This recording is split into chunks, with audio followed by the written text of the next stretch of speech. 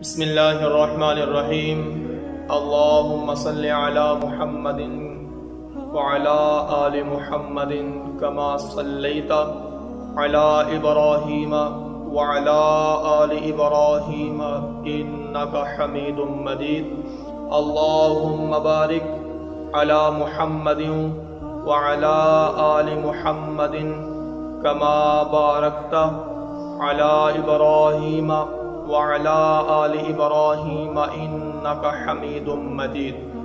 احباب ذی وقار، عقیدہ توحید کے متعلق چند گزارشات کی یہ نشست چل رہی تھی۔ ایک پوائنٹ ہم نے ڈسکس کیا کہ عقیدہ توحید کا پہلا فائدہ ہمیں یہ حاصل ہوتا ہے کہ انسان جگہ جگہ سر جھکانے سے بچ جاتا ہے۔ اب اللہ کو ایک ماننے اور اللہ ہی کو عبادت کے لائق سمجھنے، یعنی عقیدہ توحید پر یقین رکھنے والا، عقیدہ توحید پر پختہ یقین رکھنے والے کو دوسرا فائدہ یہ حاصل ہوتا ہے کہ اس کی سوچ عالمگیر ہو جاتی ہے۔ کون سی سوچ ہو جاتی ہے؟ عالمگیر سوچ ہو جاتی ہے۔ جب بندہ اللہ کو ہی مالک، اللہ ہی کو خالق اور اللہ ہی کو عبادت کے لائق سمجھتا ہے تو اس کے ذہن میں یہ بات پیوست ہو جاتی ہے کہ یہ ساری کائنات میرے رب نے پیدا فرمائی ہے، یہ ساری کائنات میرے رب نے پیدا فرمائی ہے۔ اور پھر اس کے ذہن سے یہ جو وڈیرے والا کنسیپٹ ہے کہ میں بہت بڑا ہوں، میں چودھری ہوں، میں رانا صاحب ہوں، میں راجہ صاحب ہوں، میں وڈیرا ہوں، یہ کنسیپٹ نکل جاتا ہے۔ پھر اس کے ذہن میں یہی بات ہوتی ہے کہ رسول خدا صلی اللہ علیہ وسلم نے ارشاد فرمایا تھا کہ ساری مخلوق اللہ کا خاندان ہے، ساری مخلوق اللہ کا خاندان ہے اور اللہ اپنے خاندان سے محبت کرنے والوں سے محبت کرتا ہے۔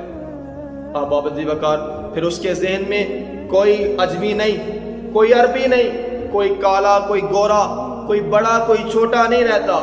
اس کے ذہن میں بس ایک ہی کنسیپٹ رہ جاتا ہے کہ یہ سارے میرے رب کی مخلوق ہیں، یہ سارے میرے رب کی مخلوق ہیں۔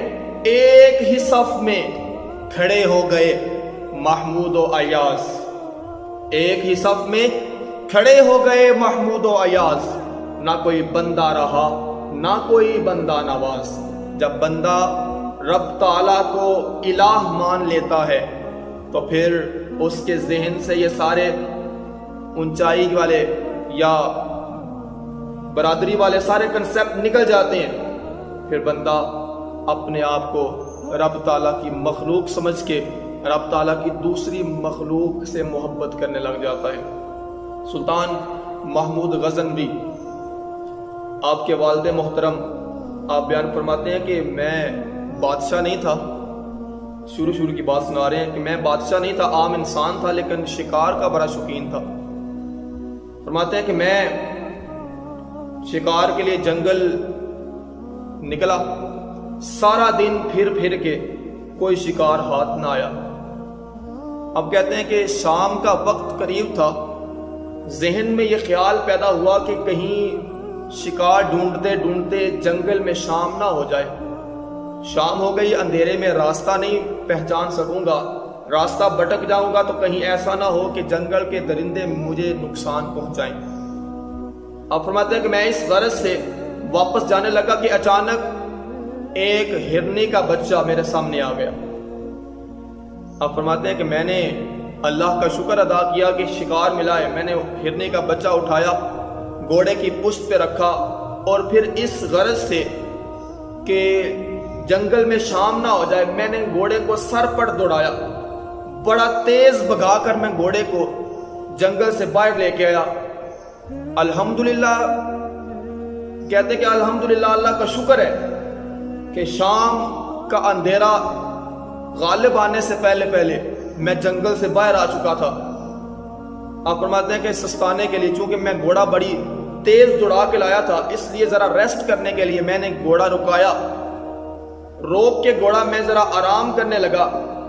آپ فرماتے ہیں جب میں نے گھوڑے کو ایک سائڈ پہ روکا تو پیچھے دیکھا تو وہ ہرنی جس کا بچہ میں اٹھا لایا ہوں وہ بھاگتی بھاگتی پیچھے آ گئی ہے.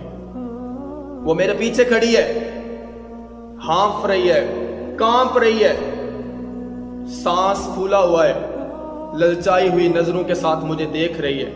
بڑا عاجزانہ لب و لہجہ، سوال والی آنکھیں، گویا کہ مجھے کہہ رہی ہے کہ میرا بچہ مجھے واپس کر دو، میرا بچہ مجھے واپس کر دو. آپ فرماتے ہیں کہ سارا دن میں جنگل میں پھر کے بڑی مشکل سے ایک شکار ہاتھ آیا تھا، لیکن چونکہ اس کی ماں ہرنی پیچھے آ گئی تھی اور مجھے اس پہ ترس آیا، میں نے اس بچے کو چھوڑ دیا. آپ فرماتے ہیں کہ اس ہرنی نے ایک دفعہ میری طرف دیکھا، گویا کہ وہ میرا شکریہ ادا کر رہی ہے کہ اللہ تیرا بھلا کرے، تو نے میرا بچہ مجھے واپس لٹا دیا. آپ فرماتے ہیں ایک دفعہ مجھے دیکھا، پھر ایک دفعہ اس نے آسمان کی طرف دیکھا. یہ دو حرکتیں کرنے کے بعد وہ جنگل کی طرف بھاگنے لگ گئی اپنے بچے کو لے کے. آپ فرماتے ہیں میں گھر آیا، صبح کا نکلا ہوا، رات کو خالی ہاتھ جب گھر آیا، نماز عشاء ادا کی، سو گیا. آپ فرماتے ہیں رات کو سویا، قسمت جاگ پڑی، مقدرون کئی معراج ہو گئی.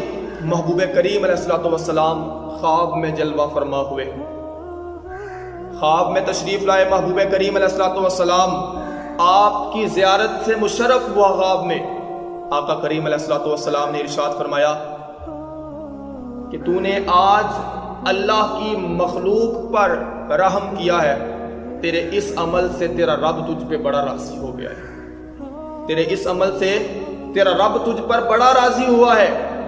آپ فرماتے ہیں محبوب کریم علیہ الصلوۃ والسلام نے اپنے ہاتھوں سے تاج میرے سر پہ پہنایا اور فرمایا تجھے بادشاہی عطا کی جائے گی، لیکن یاد رکھنا مخلوق پر رحم کرتے رہنا، مخلوق پر رحم کرتے رہنا. اور محبوب کریم علیہ الصلوۃ والسلام نے ارشاد فرمایا کہ اللہ تجھے اور تیری اولاد کو عزتیں عطا فرمائے گا، بلندیاں، شانیں، رفعتیں عطا فرمائے گا. آپ فرماتے ہیں کہ محبوب کریم علیہ الصلوۃ والسلام کی طرف سے یہ بشارتیں ملی اور کچھ عرصہ بعد مجھے بادشاہی بھی مل گئی.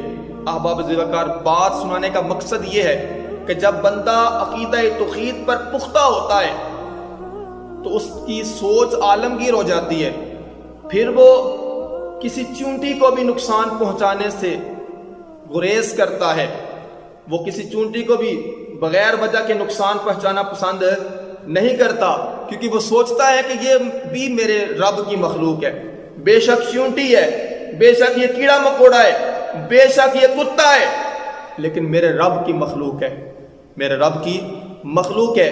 اللہ کریم کی بارگاہ میں دعا ہے کہ مالک لم یزل ہمیں عمل کی توفیق عطا فرمائے. وما علینا الا البلاغ المبین.